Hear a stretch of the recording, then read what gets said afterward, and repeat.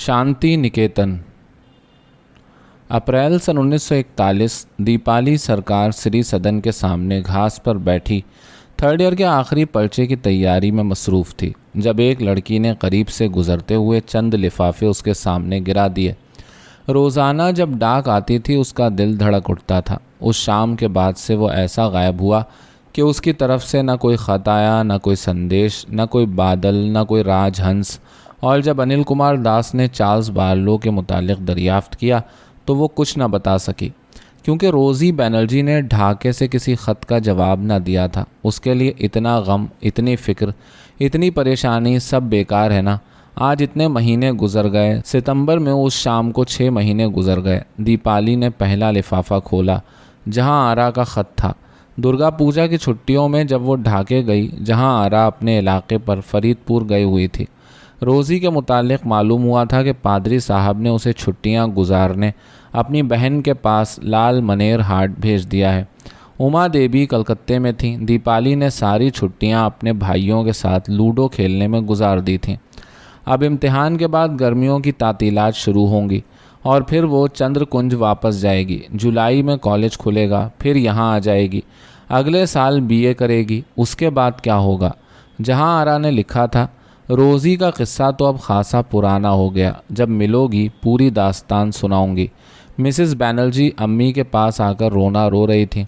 रोज़ी तो इस बात का बिल्कुल जिक्र ही नहीं करती। लाल मनेर हाट से वापस आकर पढ़ाई में मसरूफ़ हो चुकी है।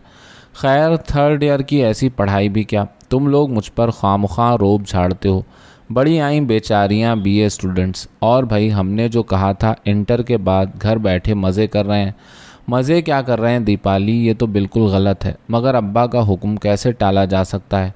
अब्बा आला तालीम के हामी नहीं तो फिर एफ़ए तक ही क्यों पढ़ाया था? पिछले साल मार्च में जब अब्बा मुस्लिम लीग के इजलास के लिए लाहौर गए थे ना, जब पाकिस्तान रेजोल्यूशन पास हुआ था तो लाहौर से वापसी पर अलीगढ़ होते आए थे और आकर कहने लगे कि मैं तुमको बीए के लिए अलीगढ़ भेज दूंगा। मगर उसके बाद फिर इरादा बदल दिया। जाने अब्बा के दिल में मेरे लिए क्या प्रोग्राम है, उनसे कौन पूछ सकता है। मगर रोज़ी ने कमाल कर दिया। मिस्टर लूथर बिस्वास बेचारे को हरी झंडी दिखा दी। मैंने रोज़ी से कहा कि तुम, मैं दोनों अपने अपने माहौल के परवरदा हैं। तुम बगावत करके कहाँ जाओगी? और ये ऊंची ज़ात के बंगाली क्रिश्चियन अगर क़दामत परस्त होने पर आएँ तो इनका कोई जवाब नहीं। कहने लगी, सॉलिडारिटी मुझे सहारा देगी। मैंने अपने आप को सॉलिडारिटी के लिए वक्फ़ कर दिया है। मेरी समझ में नहीं आता कि तुम और रोज़ी किस किस्म की बातें करती हो और क्या करने वाली हो। अल्लाह तुम लोगों की अक्लें ठिकाने पर रखे। बाकी ढाके के हालात बदस्तूर हैं। तुम्हारी उमर आए कलकत्ता ही में है। एक ख़बर यह है कि नैयर भाई की मंगनी हो गई। वो शमसा खाला नहीं है, अम्मी की पुरानी सहेली जो सगुन बगीचे में रहती हैं, उनकी जेठ की लड़की से। हाँ, इस पर याद आया कि शमसा खाला के पड़ोस में जल पाए गौरी से एक मौलवी साहब आकर रहे हैं, मौलवी अब्दुल मजीद ख़ां। उनकी लड़की यास्मीन मैट्रिक में पढ़ रही है तो बेगम अब्दुल मजीद ने खाला से कहा कि यास्मीन की अंग्रेज़ी कमज़ोर है, कोई उस्तानी उसके लिए लगवा दें। शमसा खाला ने मुझसे ज़िक्र किया तो मुझे एकदम रोज़ी का ख़्याल आया और मैंने रोज़ी से उनकी बातचीत करा दी। यास्मीन मेरे यहाँ आई थी। ख़ासी दिलचस्प लड़की है मगर मुझे कुछ खपती सी मालूम होती है। जब उसकी अम्मी कमरे से चली गईं तो मुझसे चुपके से बोली, आपा, ये अम्मी और अब्बा बेकार मुझे आगे पढ़ाने की फ़िक्र में है। मैं तो डांसर बनूंगी। मैं भौचक्की होकर उसे देखने लगी और मैंने कहा, बीबी, इतना क़दामत परस्त ख़ानदान तो तुम्हारे बाप का है, तुम किस तरह डांसर बनोगी? ज़रा ये तो बताओ। और ढाके में जहाँ 1000 मस्जिदें और 20,000 मौलवी हैं, यास्मीन बीबी, तुमने नाच सीख भी लिया तो नाचोगी कहाँ जाकर? मगर वो सर हिलाकर कहने लगी, आपा देख लेना, एक दिन मैं डांसर बनकर ही दिखाऊंगी। मैं समझती हूँ अगर उसके अब्बा ये बात सुन लें तो उसका गला ही घोंट दें। वाकई, मगर ये आजकल की लड़कियां हैं भाई। बहरहाल तो अब रोज़ी हफ्ते में 4 दिन सगुन बगीचे जाकर यास्मीन को अंग्रेज़ी पढ़ा रही है।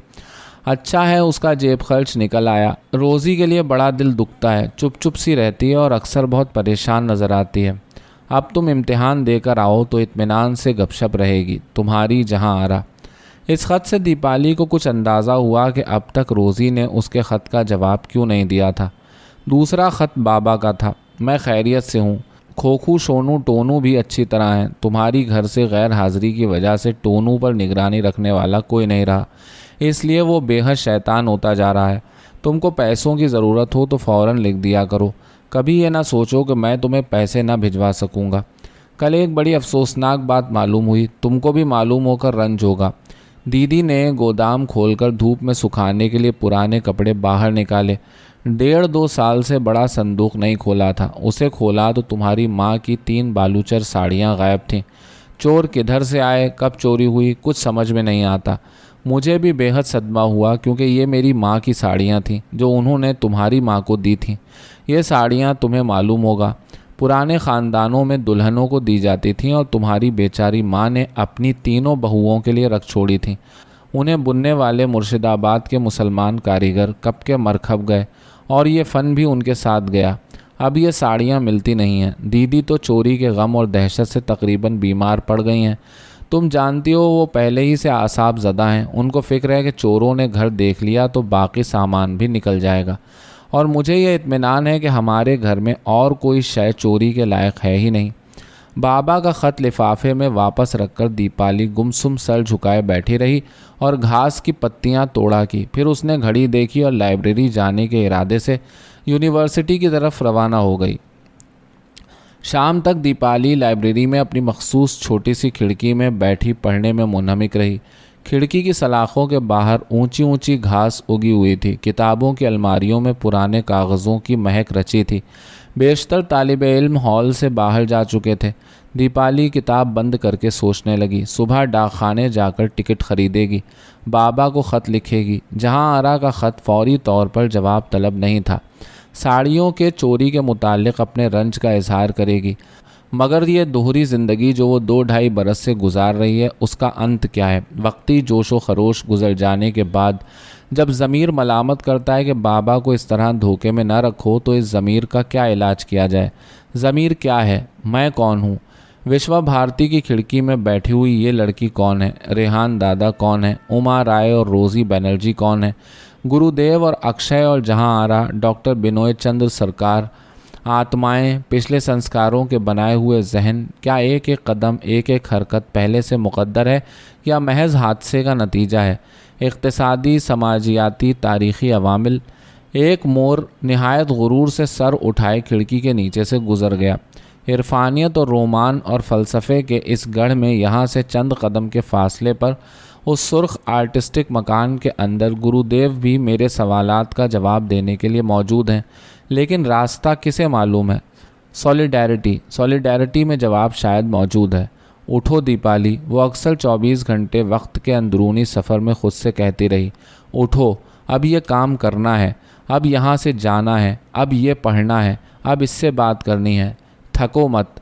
وہ کھڑکی میں سے اٹھی اور کتابیں سمیٹ کر باہر نکلی.